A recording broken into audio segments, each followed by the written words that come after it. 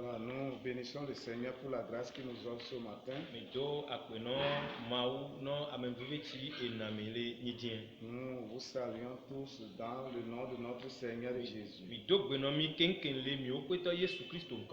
Et nous voulons saluer tous les frères et sœurs dans le Seigneur pour tout ce que le Seigneur est en train de faire pour nous. Grande est notre joie ce matin de nous adresser à vous. Et depuis vos maisons, pour que vous puissiez suivre la parole de Dieu, cette nourriture spirituelle que le Seigneur nous donne ce matin. Avant toute chose, nous allons prier le Seigneur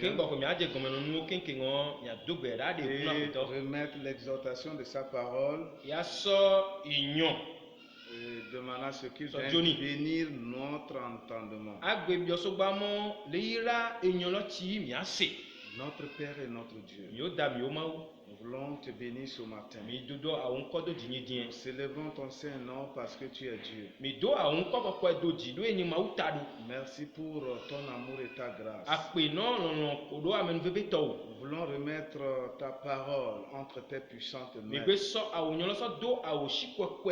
Demandons à ce que ton esprit dès maintenant nous conduise. Tout ce que nous aurons à dire ici, Père, que cela puisse venir de toi, afin que tous tes enfants soient bénis ce matin. Nous te donnons toute la gloire parce que tu es Dieu. Nous avons prié maintenant au nom de ton Fils Jésus. Amen. Amen. Voilà, nous voulons dire merci à Dieu. Comme vous le savez, depuis quelques semaines, nous sommes confinés dans nos maisons.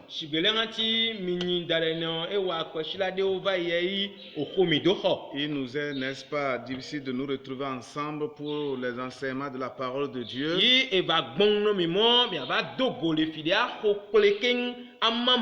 Et pour écouter la parole de Dieu. Amen. Le Seigneur a toujours les voies et moyens pour nous parler. Donc, vous qui nous suivez en direct, nous voulons, n'est-ce pas, vous servir cette parole de Dieu. Et nous allons lire dans Romains le chapitre 4.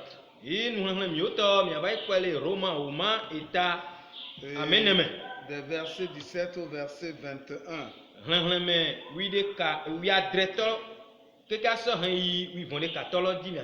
Romains le chapitre 4. Des versets 17 au verset 21. Je t'ai établi père d'un grand nombre de nations. Il est notre Père devant celui auquel il a cru. Dieu qui donne la vie au mort et qui appelle les choses qui ne sont point comme si elles existaient.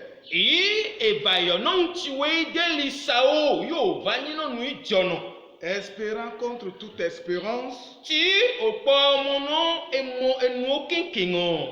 crut, en sorte qu'il devint père d'un grand nombre de nations. Selon ce qui a été dit, telle sera ta postérité. Et sans faiblir dans la foi, il ne considéra point que son corps était déjà usé,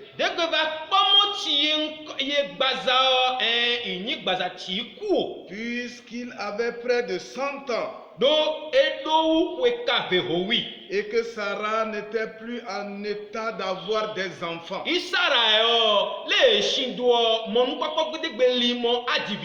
Il ne douta point par incrédulité au sujet de la promesse de Dieu.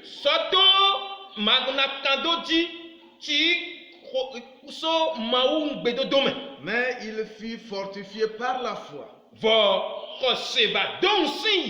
donnant gloire à Dieu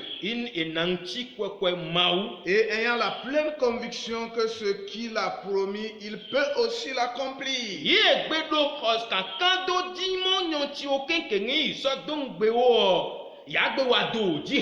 Que Dieu bénisse sa parole ce matin. Frères et sœurs dans le Seigneur, vous qui me suivez en direct depuis l'église Assemblée de Dieu, Temple Philadelphie d'Azovet. Assemblée de Dieu, je voudrais vous proposer comme thème de notre message ce matin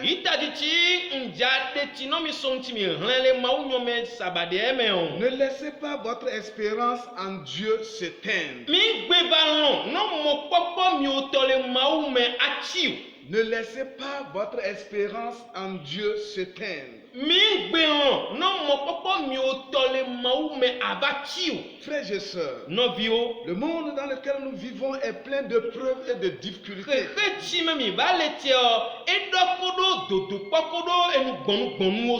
La preuve, nous sommes en train de vivre des moments, n'est-ce pas, douloureux.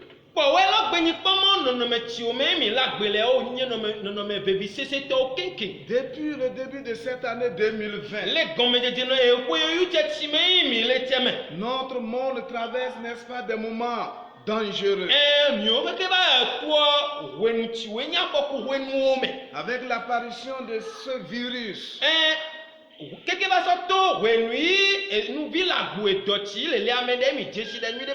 qui est en train, n'est-ce pas, de faire trembler les grandes puissances de ce monde.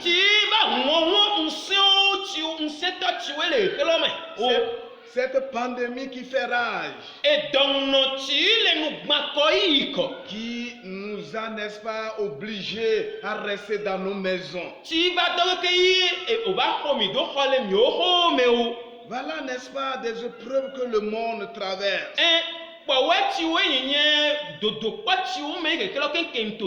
Et même nous chrétiens, nous ne sommes pas épargnés de toutes ces choses. Et c'est pourquoi ce matin, je trouve utile de nous exhorter que nous devons garder notre espérance en Dieu. Ne laissez pas votre espérance en Dieu s'éteindre. Que ces moments douloureux, n'est-ce pas, ne viennent pas éteindre l'espérance que nous avons en Dieu.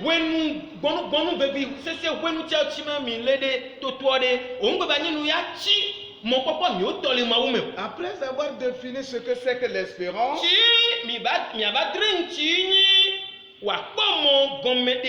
nous allons voir pourquoi vivre dans l'espérance. Comment vivre dans l'espérance. Et ensuite nous allons, n'est-ce pas, conclure notre exhortation. Qu'est-ce que l'espérance? Un vieil adage dit ceci, que l'espoir fait vivre.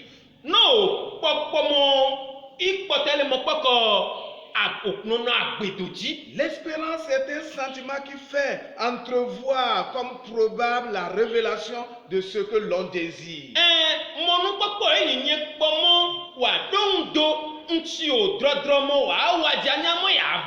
Selon le dictionnaire Larousse, c'est un sentiment de confiance en l'avenir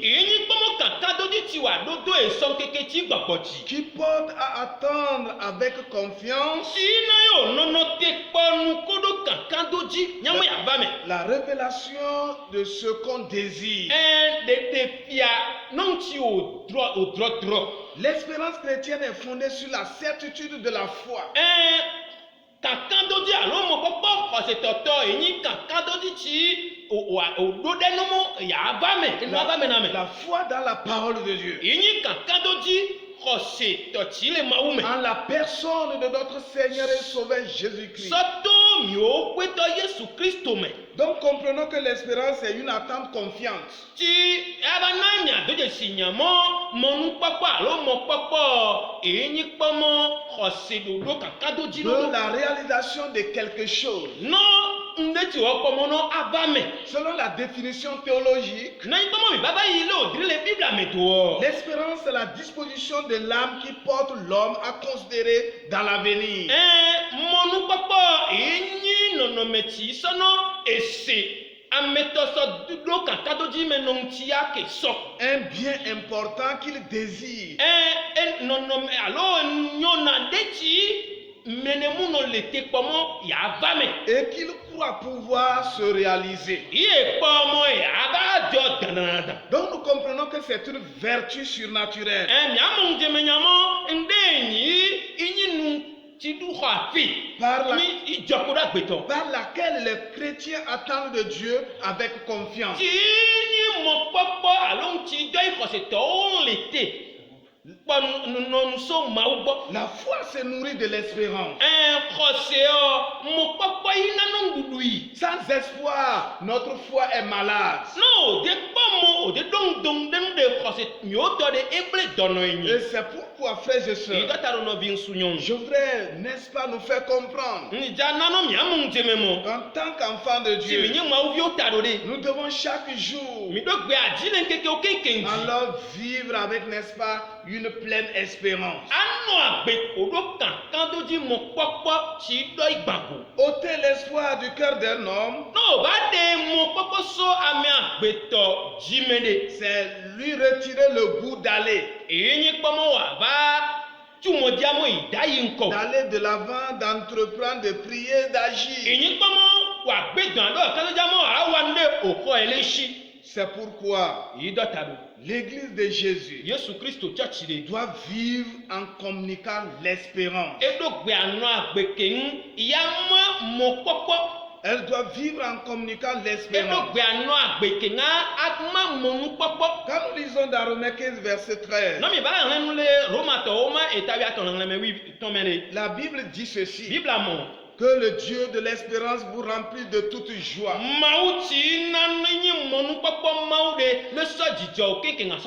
et de toute paix dans la foi, pour que vous abondiez en espérance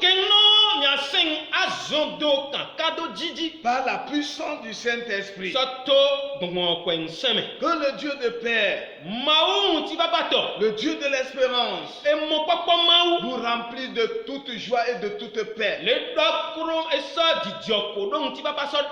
Pourquoi vivre dans l'espérance? Parce que l'espérance est le meilleur des vitamines.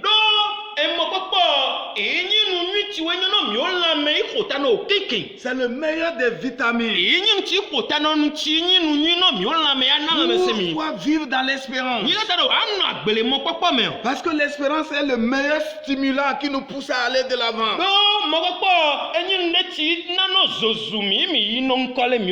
Pourquoi vivre dans l'espérance?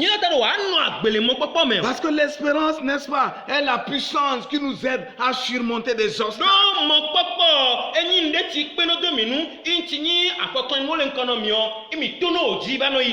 surmonter des obstacles face aux problèmes de ce monde. Face à cette pandémie que le monde est en train de vivre. Le chrétien doit avoir de l'espoir. Et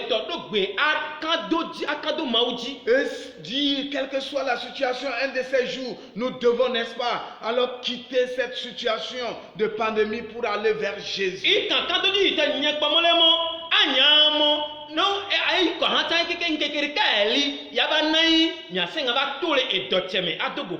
Comment vivre dans l'espérance?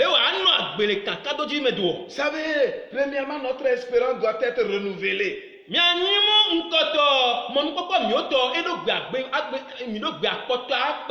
Parce que des problèmes viennent chaque jour. L'espérance du chrétien, n'est-ce pas, doit être renouvelée. Deuxièmement, notre espérance doit être conservée et défendue.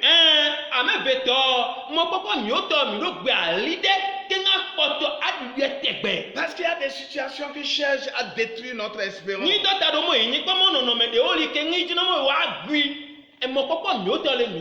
Quand nous regardons des fléaux qui s'abattent sur le monde, particulièrement face à cette pandémie,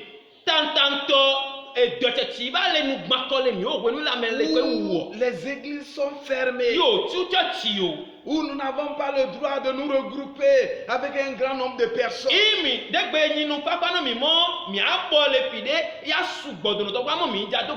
Alors tous ces événements viennent, n'est-ce pas, pour tuer l'espérance que nous avons.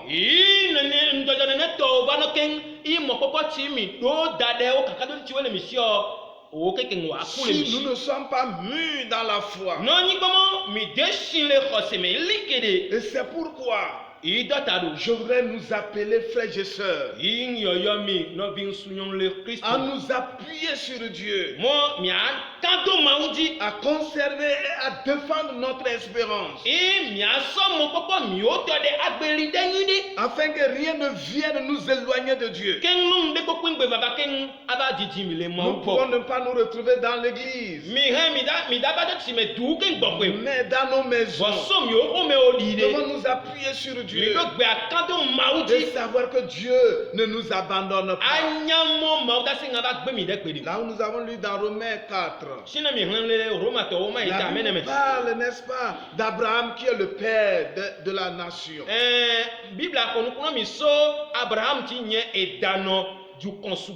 Oui, le père des croyants. Et Abraham a espéré contre toute espérance,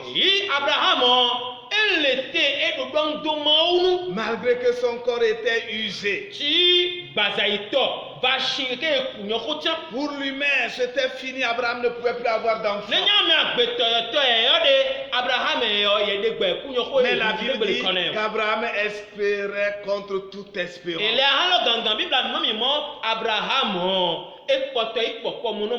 Il espérait contre toute espérance. Et il ne douta point dans son cœur,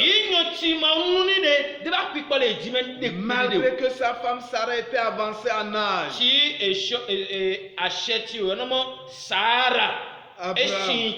Abraham ne douta point dans son cœur. Et nous savons la fin, ce que Dieu a fait pour ce temps. La promesse s'est réalisée dans sa vie. Quoi qu'il arrive, frères et sœurs, quelle que soit la situation, quel que soit ce que tu vis actuellement dans ta maison, peut-être ne recevant même pas la visite d'un frère, d'un diacre, du pasteur,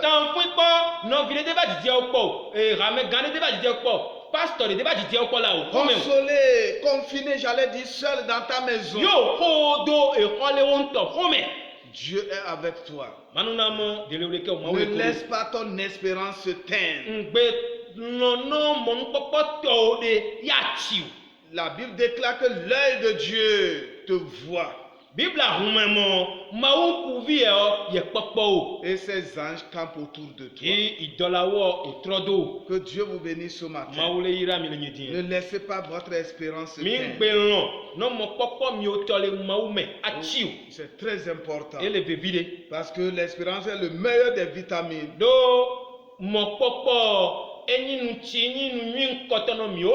Le meilleur stimulant, la puissance qui nous aide à surmonter des obstacles. Et comment la vivre, elle doit être renouvelée, conservée et défendue